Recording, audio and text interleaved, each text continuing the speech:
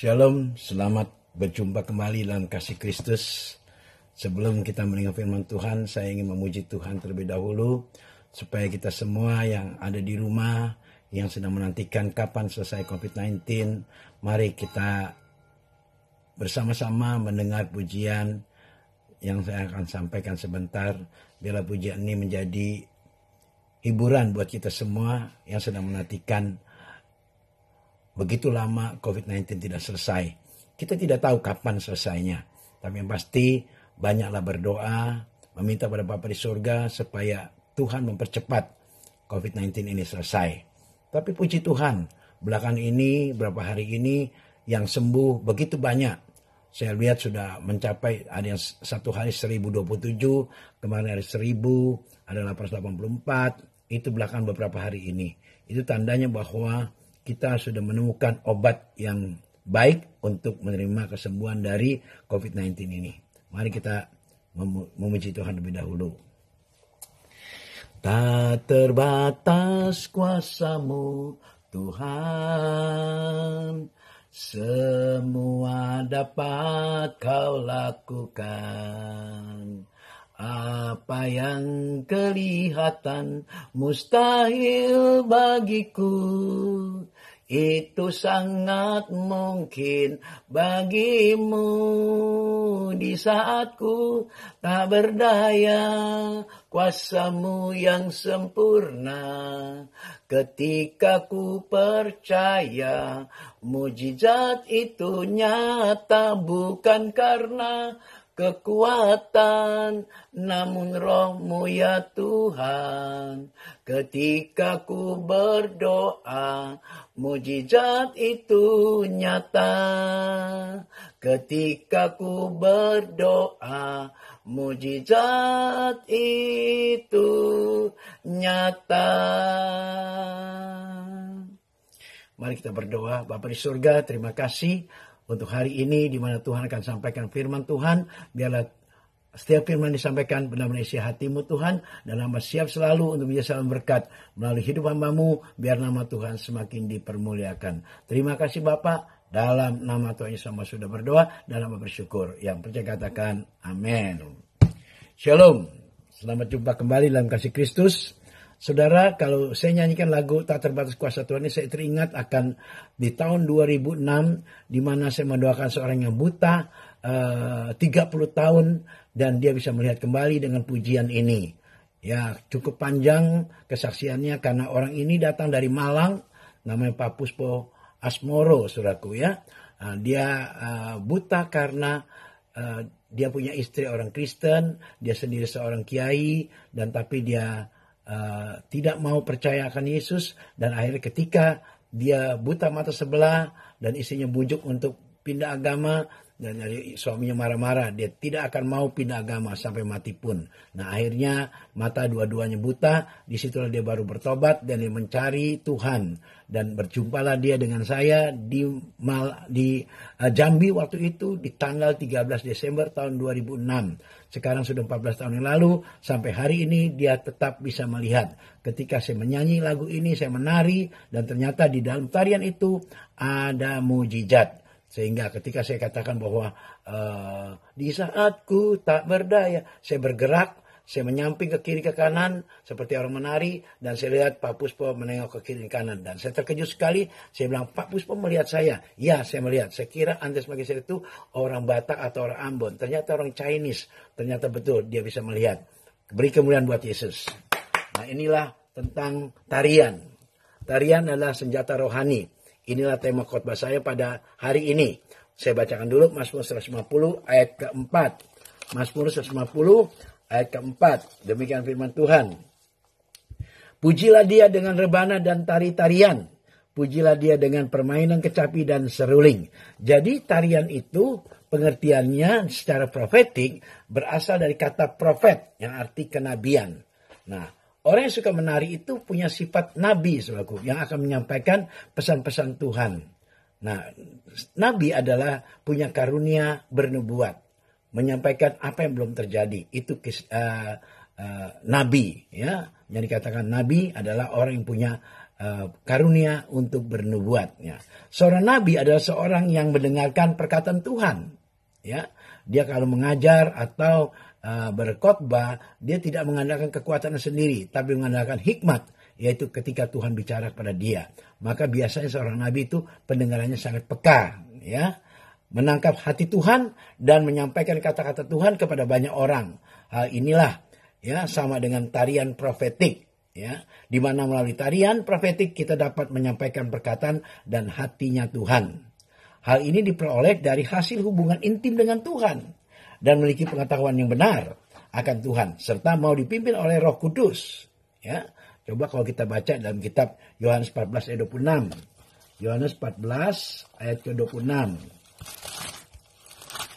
14 ayat 26 demikian firman Tuhan, dikatakan bahwa tetapi penghibur yaitu Roh Kudus yang akan diutus oleh Bapa dalam namaku, dialah yang akan mengajarkan segala sesuatu kepadamu dan akan mengingatkan kamu akan semua yang telah kukatakan kepadamu. Ya, itulah firman Tuhan dalam kitab Yohanes 14:26. Tuhan akan menyampaikan pesan-pesannya melalui nabi-nabinya. Nah, ada kuasa yang mengalir ketika tarian profetik dilakukan karena kita sedang menyampaikan perkataan Tuhan.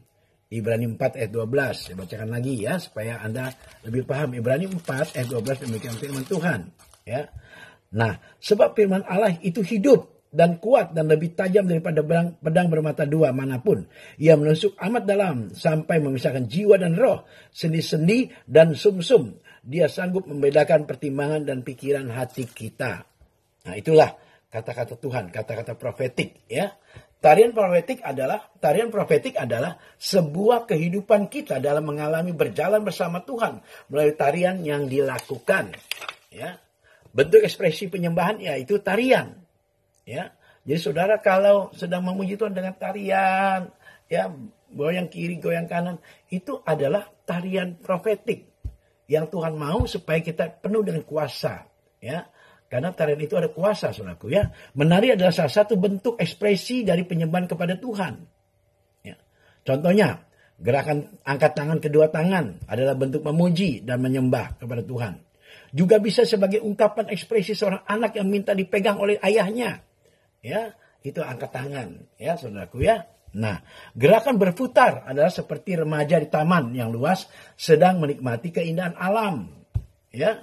Kebebasan, kemerdekaan, dan keterbukaan di mana kita dapat berterima kasih kepada kebenarannya yang telah membebaskan kita dari kutuk dosa. Itu Galatia 3 ayat 13 nanti baca saja ya sebagai PR buat saudara. Galatia 3 ayat 13 ya. Bentuk gerakan menyembah adalah merupakan bentuk penghormatan kepada Tuhan. Ungkapan rasa cinta dan penyerahan kita kepada Tuhan sebagai raja dalam kehidupan kita masing-masing. Itulah kita merasa menari di hadapan Tuhan, kita menyembah, kita angkat tangan, kita bertepuk tangan. Itu tandanya bahwa kita sedang menyembah Sang Raja. Yesus itu Raja kita. Yesus Tuhan kita. Ya. Yang firman menjadi daging. Ya. Tuhan mau mengungkapkan dirinya kepada kita dan salah satunya melalui tarian. Bagaimana Allah menyatakan dirinya kepada kita? Melalui perkataannya yang menjadi daging. Ya. Melalui tarian profetik, kita mengubah kata firman Tuhan menjadi daging. Kata saat tarian profetik dilakukan sesuatu terjadi di dunia roh. Dan pada suatu saat itu akan menjadi daging atau kenyataan. Yohanes 1 ayat 1. Pada mulanya firman bersama dengan Allah. Firman itu adalah Allah. Amin. Ya. Syarat menjadi penari Tuhan. Pertama-tama. Ya. Anda menerima Yesus sebagai Tuhan saudara. Baru Anda bisa menari dengan benar. Kalau Anda tidak meyakini bahwa Yesus adalah Tuhan, Anda tidak akan bisa menari dengan baik. Ketika kita merasa Dia itu Tuhan, kita pasti sangat menghormati dan kita menari dengan penuh dengan rasa syukur. Amin. Ya, menerima Tuhan sebagai Tuhan kita. Itu Matius 3 ayat 11. Saya bacakan aja Matius 3 ayat 13 ayat 11. Matius pasal 3 ya ayat ke-11. Demikian firman Tuhan, Aku membaptis kamu dengan air sebagai tanda pertobatan. Tetapi Dia yang akan datang kemudian daripadaku lebih berkuasa daripadaku. Dan aku tidak layak melepaskan kasutnya. Dia akan membaptis kamu dengan Roh Kudus dan dengan api.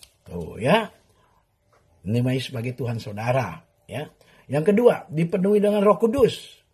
Karena Roh Kuduslah yang mengajar kita melakukan tindakan profetik.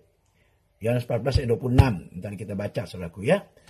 Saya baca lagi deh Yohanes 14 ayat 26. Coba supaya jangan lupa. Yohanes 14 ya ayat 26. Demikian firman Tuhan. Dikatakan bahwa tetapi penghibur yaitu Roh Kudus yang akan diutus oleh Bapa dalam namaku. Dia yang akan mengajarkan segala sesuatu kepadamu dan akan mengingatkan kamu akan semua yang telah kukatakan kepadamu. Itu dipenuhi dengan Roh Kudus.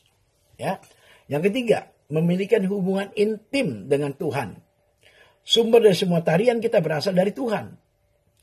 Masuk hadiratnya melalui tarian pribadi kita untuk menyenangkan hati Tuhan.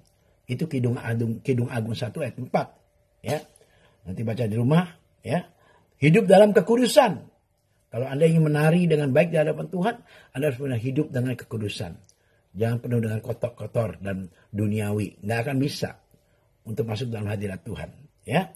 Roma 12 ayat 1. Nah, Anda kalau bisa menari di hadapan Tuhan dan bisa memuji Tuhan dengan tarian profetik, Anda akan disembuhkan dari luka batin saudara.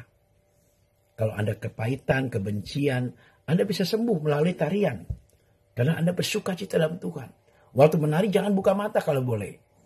Tutup mata Anda, menari saja. Seperti Anda sedang bergaul intim dengan Tuhan.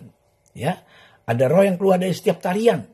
Apapun jenis tarian yang kita lakukan akan membawa roh tertentu. Yaitu break dance, membawa roh pemberontak. Itu nama kata. Contohnya break dance itu membawa roh pemberontak. Makanya saya tidak suka kalau waktu dulu zaman ada break dance. Jangan, itu ada roh pemberontak di dalamnya. Apa yang ada di hati akan terpancar keluar dari tarian yang dibawakan. Marilah kita milih untuk melepaskan pengampunan, kemarahan, kepahitan. Izinkan Tuhan menyembuhkan hati saudara.